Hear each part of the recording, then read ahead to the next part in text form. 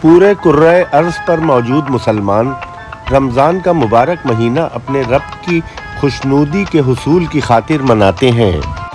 دنیا بھر کے مسلمانوں کی طرح سوڈان کے مسلمان بھی ماہ سیام کا خاص اہتمام کرتے ہیں اور اسے بھرپور طریقے سے مناتے ہیں۔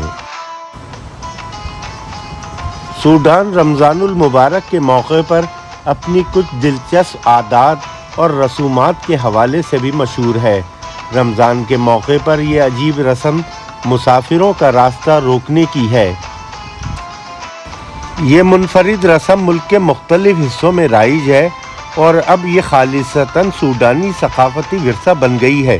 اس رسم کے تحت مقامی لوگوں کی طرف سے پیدل چلنے والوں، کاروں، خاص طور پر ملک کے دور دراز حصوں سے گزرنے والوں کے سامنے افطار کے قریب سڑک بند کر دی جاتی ہے۔ سڑک کا یہ بند کیا جانا کسی لوٹ مار یا رہزنی کے لیے نہیں ہوتا، بلکہ روزہ دار مسلمان بھائیوں کے اکرام کے لیے ہوتا ہے تاکہ انہیں اپنے ساتھ روزہ افطار کرنے کا شرف حاصل کیا جا سکے۔ خرطوم اور مختلف ممالک کے شہروں کو جوڑنے والی قومی شاہراہوں سے ملحقہ علاقوں کے مکین عموماً غروب آفتاب سے کچھ دیر پہلے سڑکوں پر پہنچ جاتے ہیں۔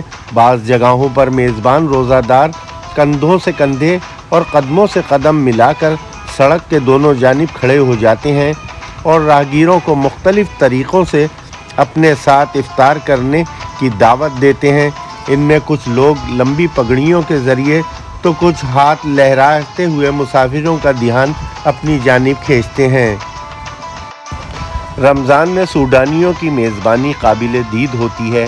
وہ بڑی عاجزی کے ساتھ اپنے مسلمان بھائیوں کا راستہ روک کر ان سے درخواست کرتے ہیں کہ آج وہ اپنا روزہ ان کے دسترخوان پر افطار کر لیں۔ کچھ لوگ تو اپنی جان خطرے میں ڈال کر دیوانہ وار گاڑیوں کے پیچھے بھی دوڑتے ہیں تاکہ سفر کرنے والے مسافر ان کے ساتھ افطار پر آمادہ ہو جائیں۔ اگر کسی کو جلدی ہو اور ٹھہرنا اس کے لیے ممکن نہ ہو تو سوڈانی میزبان اس بات کا برا نہیں مناتے اور وہ بخوشی اسے یہ کہہ کر جانے کی اجازت بھی دے دیتے ہیں کہ شاید ان کی یہ خدمت آج نصیب میں نہ تھی۔ رمضان کا یہ عظیم جذبہ اور کہاں ملے گا؟